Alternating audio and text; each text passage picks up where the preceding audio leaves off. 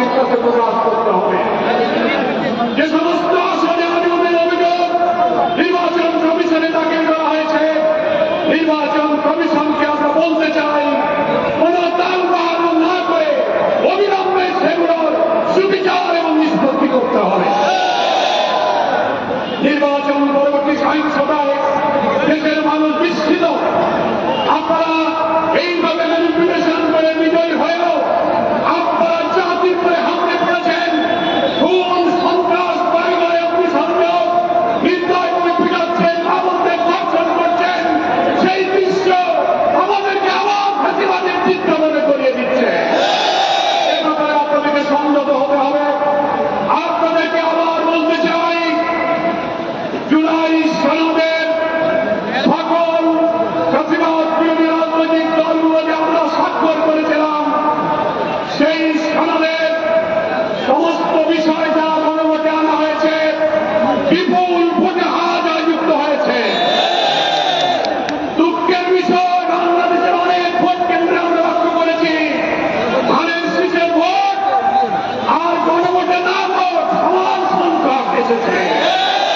500 ধানের শীষ 500 না, 1200 ধানের শীষ 1200 না। বুঝা যায় সিন্ডিকেট করে বিএনপির অভ্যন্তরীণ ভাবে গণভোটে না ভোটের পক্ষে তারা ক্যাম্পেইন করে। তা না হলে ধানের শীষের ভোট আর নায়ের ভোটের সঙ্গে এক হয়। এখন নির্বাচনের পরে টকশোতে অনেক বুদ্ধিজীবী তথাকথিত ফেক সাংবাদিক নামের কিছু বুদ্ধিজীবীরা সরকারের দালালি করে প্রশ্ন তুলছেন, জুলাই সনদের যা যা স্বাক্ষরিত, যা যা ঐক্যমত, সেইগুলো সবকিছু সরকার মানতে বাধ্য নয়। মনে রাখবেন, সংখ্যাগরিষ্ঠতার জোরে যদি আবার ফ্যাসিবাদের মতো এই বিপুল গণভোটে হার জয়যুক্ত হওয়ার পরে জুলাইয়ের রক্তের সাথে বেইমানি করে জুলাই সনদের ভিত্তিতে নতুন বাংলাদেশে বিদ্যমান রাষ্ট্র সংস্কার করে নতুন রাষ্ট্রের কাঠামো তৈরি করা না হয়, আরেকটি জুলাইয়ের তৈরি হবে। কিন্তু দেশবাসীর ঐক্যবদ্ধ থাকতে বলব, যারা ক্ষমতাসীন হতে যাচ্ছেন, এক্ষুনি 2 দিন হয়ে পারল না, রক্ত দিয়ে করা জুলাই সনদকে অস্বীকার করলে আপনাদেরও সেই ফ্যাসিবাদের পরিণতি বরণ করতে হতে পারে। জুলাই শহীদ যারা, জুলাই হত্যাকাণ্ড, 30-40 হাজার আহত ক্ষতবিক্ষত দেহ নিয়ে যারা একটু হাততালি করতে, যারা শাহাদাতের পেয়ালা পান করে তারা পরিবারকে স্মরণহারা করেছে, তার বিচার এখনো হয়নি। আপনাদেরকে সেই বিচার করতে হবে।